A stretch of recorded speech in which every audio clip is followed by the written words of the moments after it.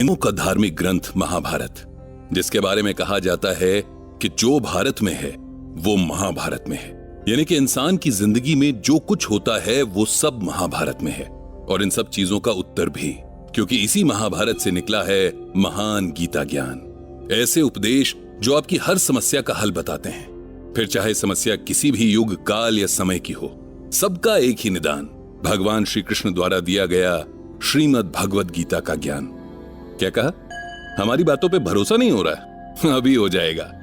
आजकल की एक सबसे कॉमन समस्या के उदाहरण से समझाते हैं आपको। आजकल की एक सबसे बड़ी समस्या है परिवार में अनबन, और खासतौर पर माँ और बहू के बीच आए दिन का झगड़ा और बहस। और इस समस्या के बीच में होता है लड़का, जो माँ की तरफ से बोले तो वाइफ गुस्सा, और अगर बीवी की तरफ से बोले तो माँ और रिश्तेदार उसे जोरू का गुलाम साबित करने में लग जाते हैं। है ना सही बात? लेकिन इस समस्या का निदान भगवान श्री कृष्ण ने गीता के उपदेश में दिया है, और बताया कि उस युवक को इस कंडीशन में क्या करना चाहिए। श्री कृष्ण अर्जुन से कहते हैं कि हे अर्जुन, उद्धेर्दात्मना आत्मानम न आत्मानम अवसादयेत आत्मैम ह्यात्मनोम बंधुरात्मैव रिपुरात्मनः। इसी श्लोक में छुपा है हल, जो हम आपको बताएंगे आगे के एपिसोड में, और बताएंगे इन जैसी अनेक समस्याओं, जैसे करियर में दिक्कत, परिवार में टेंशन, दोस्तों से झगड़ा, तनाव, किस कंडीशन में क्या करना चाहिए, जैसी समस्याओं का गीता ज्ञान के माध्यम से समाधान। मैं हूं आरजे पीयूष, लेकर आया हूं कुकू एफएम का ये खास शो जिसका नाम है श्रीमद् भगवद गीता। एक छोटे से शहर में रहते हैं पंडित जी, जो न तो पंडिताई करते हैं न किसी पंडित के घर पैदा हुए हैं, लेकिन फिर भी पूरा शहर और अब तो इंटरनेट की बदौलत जाने कहां कहां के लोग उन्हें पंडित जी के नाम से ही जानते हैं। उनका असल नाम तो ब्रजभूषण है।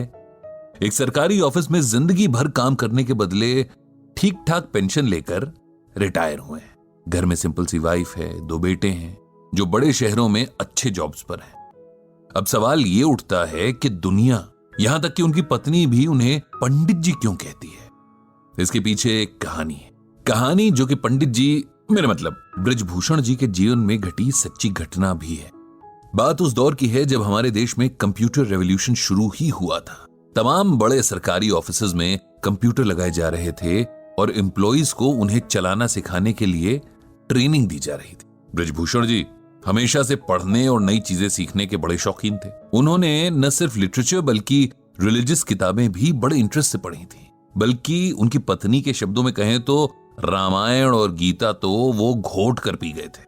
अक्सर घर और ऑफिस की महफिलों में बहुत सुंदर शब्दों में रामचरितमानस की चौपाइयां और गीता के श्लोकों की बड़ी सिंपल और इजी एक्सप्लेनेशन देते थे।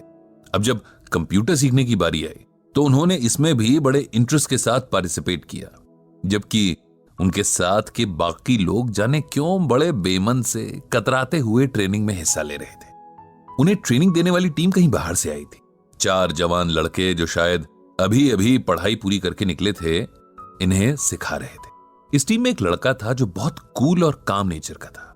बड़े पेशेंस से इन लोगों को सिखाता था और कभी भी बेवकूफी भरे सवालों पर गुस्सा नहीं होता था। इस लड़के का नाम संदीप था। ब्रजभूषण जी को संदीप बहुत पसंद था। इधर कुछ दिनों से ब्रजभूषण जी देख रहे थे कि संदीप कुछ शांत सा रहने लगा था। उसके चेहरे पर हमेशा रहने वाली मुस्कान जैसे डिम सी पड़ गई थी। अक्सर कहीं खोया सा रहता और एक अजीब सी सैडनेस उसकी आंखों में बनी रहती। अब ब्रजभूषण जी एक्सपीरियंस्ड आदमी थे, जानते थे कि अगर इस एज में डिप्रेशन ने पकड़ लिया तो जिंदगी खराब कर देगा। इसीलिए उन्होंने संदीप से बात करने की सोची और एक दिन उसे डिनर पर घर बुलाया। संदीप आया और खाना खाने के बाद पंडित जी उसे साथ लेकर वॉक पर निकल गए। फिर बातों बातों में उसकी परेशानी का कारण पूछा, जिसे पहले तो वो टालता रहा, लेकिन फिर उसने अपनी परेशानी का रीजन बता ही दिया। दरअसल पिछले 5 सालों से संदीप किसी बड़े कंपेटिटिव एग्जाम की तैयारी कर रहा था और लगातार मेहनत के बाद भी तीसरी बार उसे फेलियर ही मिली थी, जिसने उसकी हिम्मत पूरी तरीके से तोड़ दी थी। उसे लगने लगा था कि उसकी जिंदगी के 5 साल बस यूं ही वेस्ट हो गए और अब उसका कोई फ्यूचर नहीं होगा। इतनी मेहनत के बाद मिले फेलियर ने उसे चौथे और आखिरी मौके के लिए भी मायूस कर दिया था।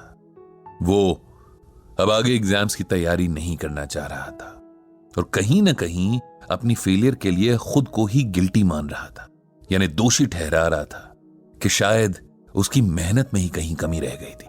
यह सब सुनकर ब्रजभूषण जी ने तुरंत संदीप को श्रीमद् भागवत गीता का यह श्लोक सुनाया। कर्मण्येवाधिकारस्ते मां फलेषु कदाचन मां कर्म फल हेतुर्भुर्मा ते संगोस्त्व कर्मणि।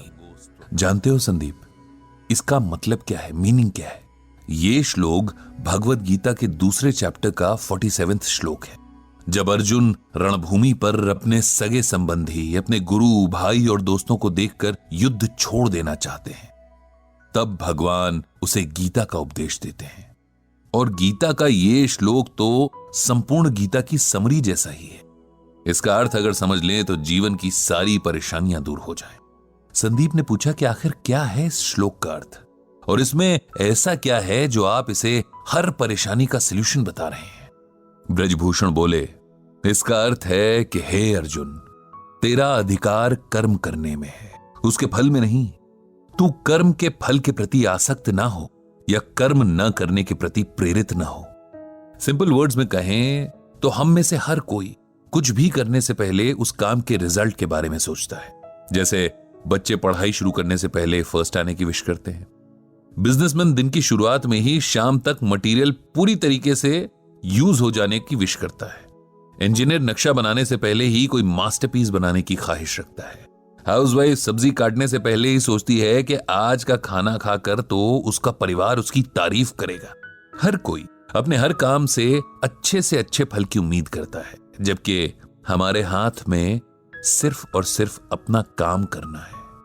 उसका रिजल्ट क्या मिलेगा, कैसा मिलेगा, कैसे मिलेगा, इस पर ना तो हमारा कोई कंट्रोल है और ना ही राइट। ये सुनकर संदीप बोला, अगर हम रिजल्ट की इच्छा ही नहीं रखेंगे तो उस काम के लिए मोटिवेशन क्या रह जाएगा? ऐसे तो हम कोई भी काम बस टाइम पास के लिए ही करेंगे, नहीं? ब्रजभूषण जी बोले, नहीं, इसका यह मतलब नहीं कि हम अपने काम में इंटरेस्ट ना लें या अपने एफर्ट्स में कमी करें। इसका मतलब यह है कि हम ये समझ लें कि हमारे कंट्रोल में सिर्फ हमारा काम है। उदाहरण के लिए, एक बच्चे का काम पूरे साल भर अच्छे से पढ़ाई करना है, लेकिन परीक्षा का रिजल्ट और भी कई बातों पर डिपेंड करता है, जैसे कई बार कॉपी चेक करने वाले के मूड पर भी। ऐसे में यदि नंबर उस बच्चे की एक्सपेक्टेशन से कम आ जाते हैं तो उसे ना तो अपनी एबिलिटी पर शक करना है, न ही आगे मेहनत करने में कोताही करनी है। हमें हर हाल में अपना बेस्ट देना है। उसके बाद क्या होता है ये ईश्वर पर छोड़ देना है। किसान जब खेत में बीज बोता है, रात रात जागकर फसल को पानी देता है, तब वो अपना काम कर रहा है।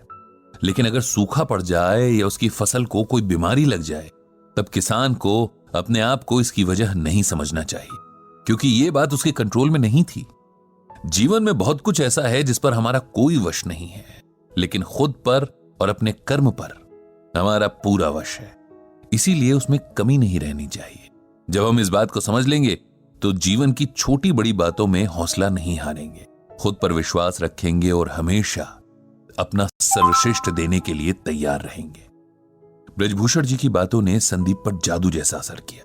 उसने मन ही मन एक बार फिर पूरा जोर लगाकर परीक्षा की तैयारी करने का फैसला कर लिया था। कुछ दिन बाद जब ब्रजभूषण जी के ऑफिस में कंप्यूटर ट्रेनिंग पूरी हुई और सिखाने वाली टीम को विदा किया जा रहा था, तब संदीप ने सबको इकट्ठा किया और कहा, हम सबको हमेशा कुछ न कुछ सीखने के लिए तैयार रहना चाहिए। टीचर कहीं भी किसी भी रूप में मिल सकते हैं, और हो सकता है कोई ऐसा टीचर मिल जाए जो लाइफ के लिए आपका एटीट्यूड ही बदल दे। मुझे भी यहां एक गुरु मिले जिन्हें जीवन का बहुत एक्सपीरियंस है और इस अनुभव को बांटना भी आता है। ये गुरु हैं ब्रजभूषण जी, जिन्हें मैं आज से पंडित जी कहकर पुकारूंगा, क्योंकि पंडित का अर्थ होता है ज्ञानी, ज्ञान देने वाला। साथ ही गुरु दक्षिणा में मैंने उनके लिए एक ब्लॉग तैयार किया है जिसका नाम रखा है गीता ज्ञान। इस ब्लॉग से पंडित जी गीता के जरिए लोगों को उनकी परेशानियों में राह दिखा सकते हैं, उन्हें उम्मीद देकर नए ढंग से जीना सिखा सकते हैं। इस तरह उस दिन से ब्रजभूषण जी का नाम पंडित जी पड़ गया और उनका गीता ज्ञान ब्लॉग एक जरिया बन गया जहां लोग अपनी परेशानियां पंडित जी को लिखकर गीता के जरिए उनका सलूशन पा सकते थे।